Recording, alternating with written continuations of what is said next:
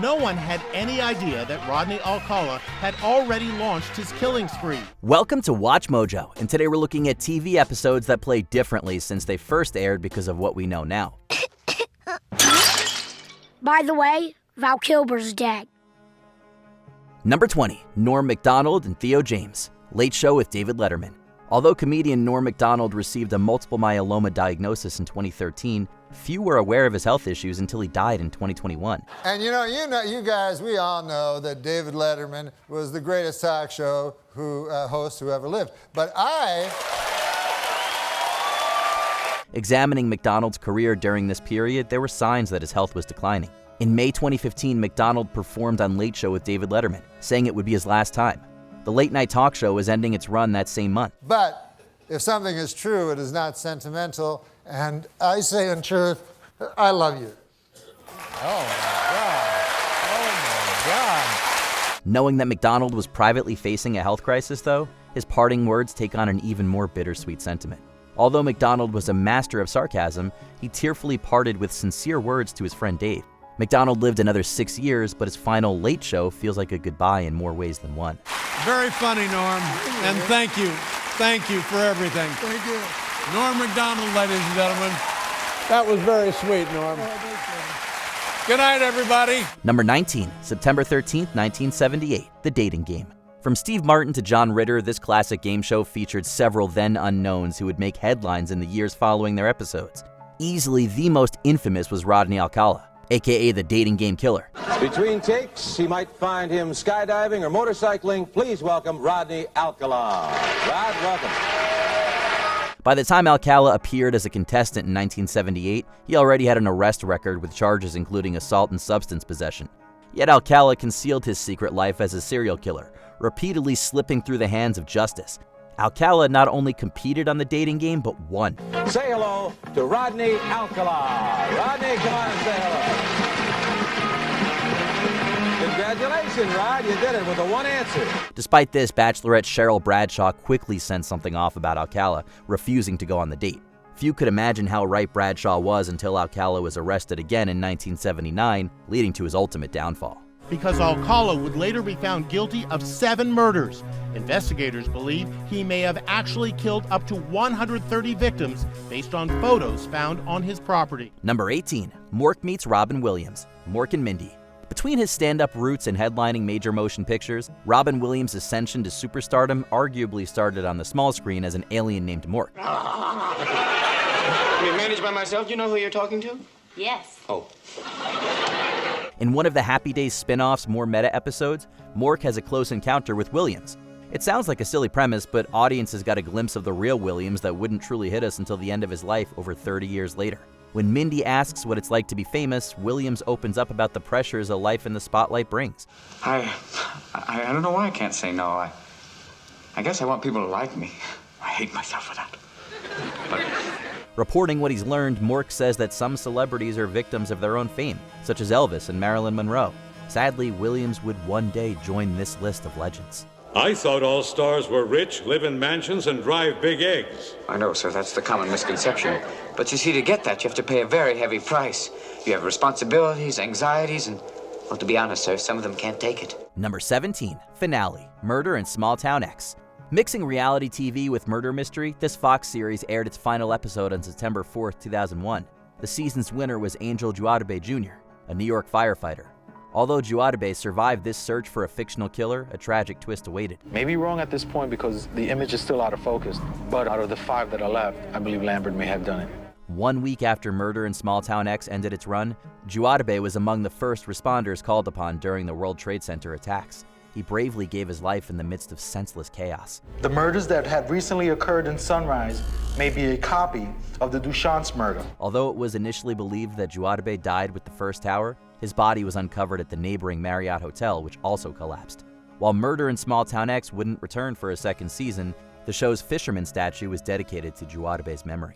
I would say in about a day or two, we can actually go ahead and finger someone for committing the crimes in Sunrise. Number 16, Don't Make Me Over, Family Guy. Family Guy is something of a reputation for calling out celebrities well before they got canceled. A standout is a 2005 episode when Stewie runs through a mall naked on a dare, claiming that he's escaped from Kevin Spacey's basement. Help! I've escaped from Kevin Spacey's basement! Help me! When a writer pitched the joke, creator Seth MacFarlane was unfamiliar with the rumors circulating around about the Oscar-winning actor. As far as the public was concerned, that's all they were at the time, rumors. To get a joke like this past the standards department, it usually needs to be based on a widely talked about rumor or so outrageous that nobody could construe it as true. You know, it's awfully dangerous for me to be walking around the mall at my height. Fast forward 12 years. The rumors might have contained more truth than even Stewie realized. God, I don't believe this. That is why you fail. Number 15, Sophia's Choice, the Golden Girls. Contemplating their future, the four Golden Girls vow to stick together as they grow old. But Betty White's Rose questions what'll happen when only one remains. Let's make a pact that we'll always take care of each other, that we'll never desert each other no matter what. Sophia says she'll be fine, although actress Estelle Getty was the first cast member to pass away, despite being younger than two of her co-stars. The seating arrangement in this scene comes off as strangely prophetic.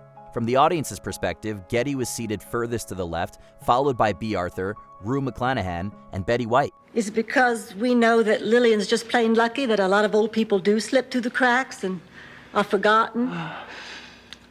And maybe it may not be too long until we're elderly ourselves. Each actress would pass away in this order. It's especially unsettling that Rose is the one who brings up the idea of being left alone. For more than a decade, White was the sole living Golden Girl until Rose joined her friends. But what happens when there's only one of us left? Number 14, Requiem for a Hairbag, Hill Street Blues. Best known for her work in Poltergeist, actress Dominique Dunn's career was tragically cut short following the taping of a Hill Street Blues episode. Dunn played a teenage mother named Cindy who was abused by her own mother. You sure are some tough piece of work. Do you ever have a kid? What difference does it make? You never had some baby keep crying on you when you did everything you were supposed to. Behind the scenes, Dunn experienced domestic violence at the hand of her boyfriend, John Sweeney. The bruises on Dunn's face in the episode aren't purely the product of makeup. Sweeney gave them to her a day earlier, although it didn't become apparent how much danger Dunn was in until it was too late. Cindy, would you go with this officer, please? Bye, Cindy. Bye, Cindy. On October 30th, 1982, weeks before the episode aired, Sweeney fatally attacked her. Dunn's parents made the devastating decision to take their daughter off life support while the episode was dedicated to her.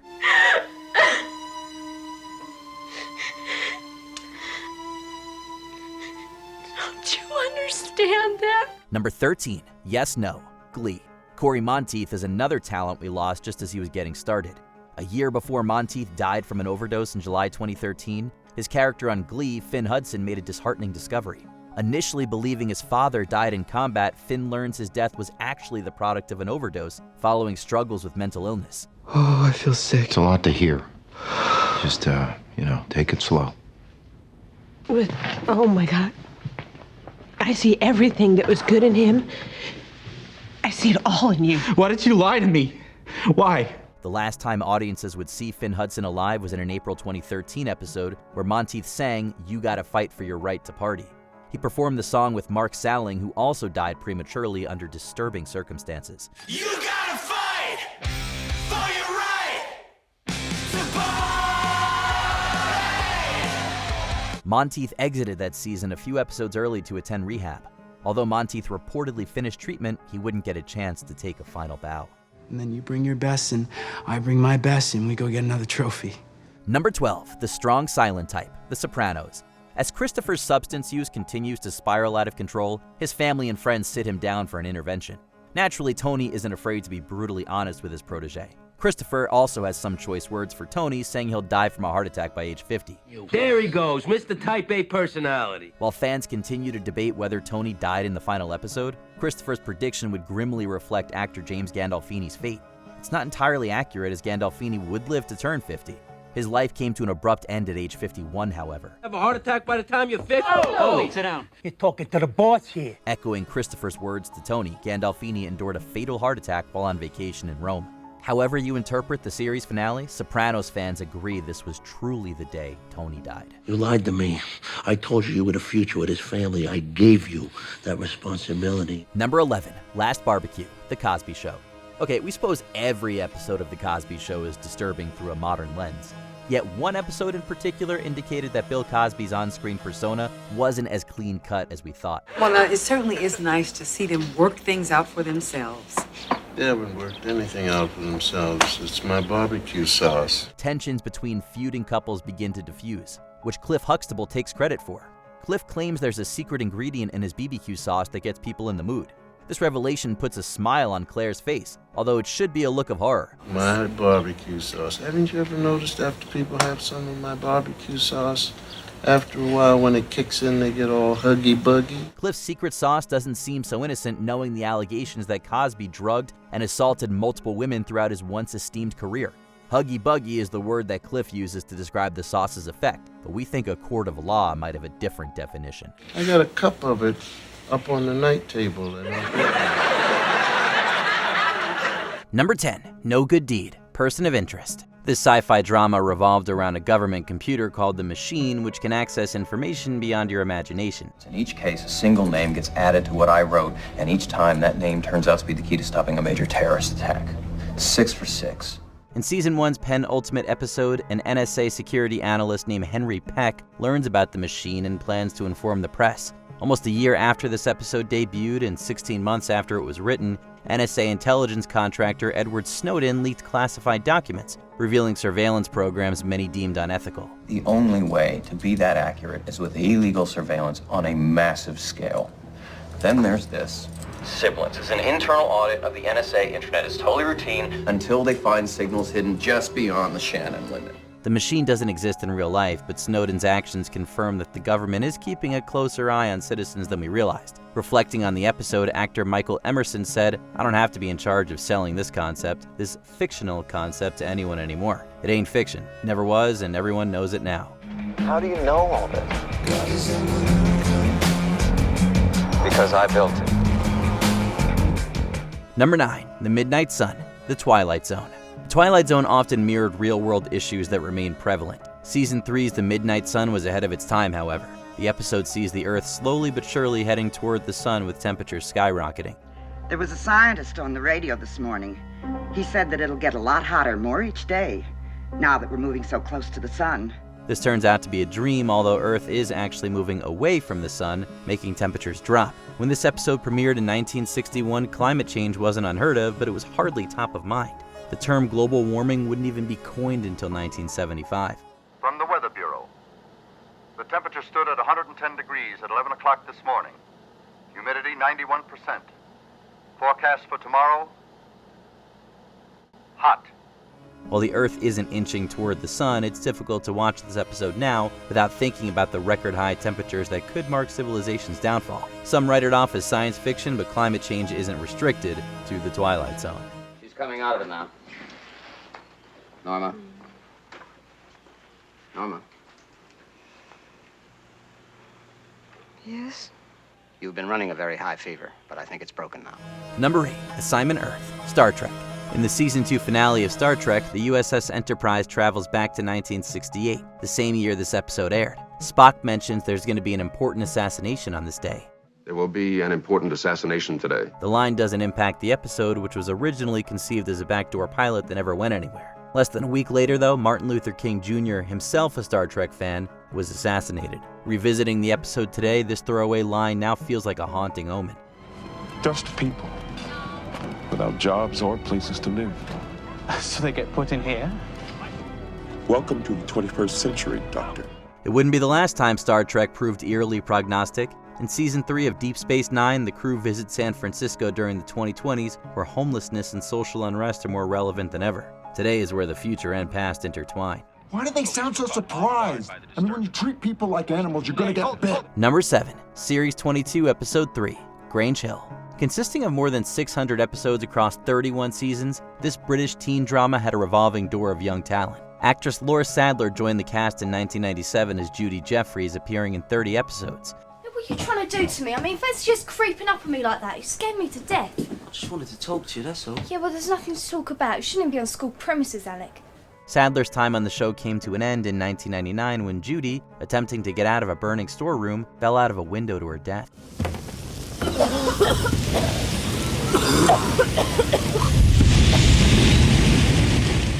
4 years later, Sadler fell off the balcony of her boyfriend's flat. Sadler didn't survive the accident, with experts finding alcohol and drugs in her system. There might be a few differences, but many noticed that Sadler's death was grimly similar to her character's. Knowing how Sadler died, Judy's fate carries an even more tragic sentiment. Judy!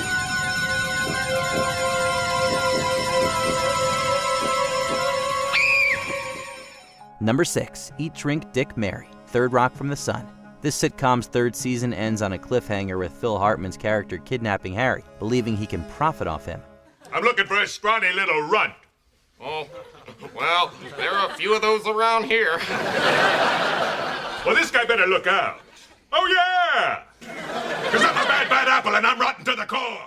The episode leaves the door open for Hartman's character to return. 8 days after the episode aired, though, Hartman was murdered by his wife, Bryn, before taking her own life. Although Hartman worked on a few other projects that had yet to come out, his Third Rock guest spot was the last performance the world would get to see during his lifetime.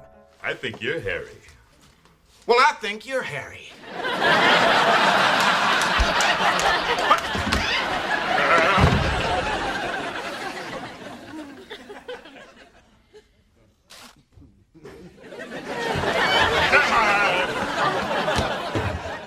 While the showrunners had plans for Hartman's character, his absence would be explained in the season 4 premiere, where Harry is sold to a circus run by Larry Miller.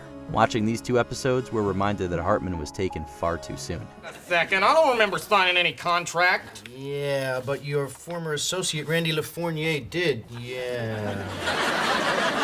Yeah. Number 5, the one with Rachel's other sister, Friends. Rewatching any Friends episode is bittersweet, knowing that Matthew Perry is no longer with us. Careful. Careful. Careful! I'll tell you what, for the rest of our lives, I'll be careful until told otherwise. This season 9 Thanksgiving episode is especially rough, however. The storyline revolves around who will get custody of Emma if Ross and Rachel unexpectedly die. They choose Monica as a guardian, but if anything happens to her, Ross and Rachel aren't convinced that Chandler can handle the responsibility. Chandler proves that he's up to the task, but after accidentally breaking Monica's fine china, he isn't sure if he'll live much longer. I'll be right there, Emma. Just let me get my trusty diaper bag here. At the time, nobody could have imagined that Perry would be the first friend to leave us. In retrospect, what was once a funny zinger may be the most heartbreaking line in the series. Well, what do you know? I guess I'll be the one who dies first. Number 4, Walkout, In the Heat of the Night. That was Lawson Stiles' neighbor. He heard Stiles' dog going crazy barking, and he went over and he found Stiles dead. O.J. Simpson was acquitted of Nicole Brown and Ron Goldman's murders. Even after his passing, though, Simpson remains an infamous figure in the court of public opinion. It's easy to forget that Simpson was once a beloved figure, showing promise as an actor following his NFL tenure. In this TV adaptation of the Oscar-winning film, Simpson was considered for the role of Virgil Tibbs. The part ultimately went to Howard Rollins, but Simpson did make a Season 2 guest appearance as Councilman Lawson Stiles. I'll be careful, and I'll get over to see you real soon, yeah? You just keep it warm for me. Caught in the middle of a tense union strike, the councilman is murdered in his home one night. Wherever you stand on the OJ debate, there's no denying that this episode took an ironic turn 6 years later. My babes. Number 3, Chris Farley, Saturday Night Live. But that was then. This is now. This time I'm not just talking the talk, but I'm going to be walking the walk for myself. In season 23, Chris Farley returned to SNL as host. It was Farley's last trip to his old stomping grounds and one of the last times we'd see the comedian alive. Barely 2 months after its airing, Farley tragically died of an overdose. Farley's behind-the-scenes struggles were evident in this episode, as many cast members noticed that he wasn't in the best health. Producer Marcy Klein even worried he might have a heart attack. The opening sketch in particular hits too close to home, as Tim Meadows and Chevy Chase try to convince Lorne Michaels that Farley is well enough to host following his last trip to a spa. Chris has been doing great. And he's completely sober for, what, 2 weeks? Six, two, whatever. But what counts is Chris is not just talking the talk. He's walking the walk. For a period following Farley's death, this sketch and his monologue were cut from syndication. You know what I've learned? I've learned lessons about responsibility. Being responsible, not only to myself, but to the people around me. Yeah. That means you guys. Number 2, Plague, The Dead Zone. COVID-19 has changed the way we look back on numerous TV episodes, including one of Supernatural that totally called the whole toilet paper thing. Ever get back there? You hoard toilet paper. You understand me? Hoard it. Hoard it like it's made of gold. Because it is. Thanks, Chuck. Oh, you'll thank me all right. Mark my words. The TV adaptation of The Dead Zone arguably came the closest to foreshadowing the pandemic, however. I don't know. All I know is that it's highly infectious, and it may be fatal.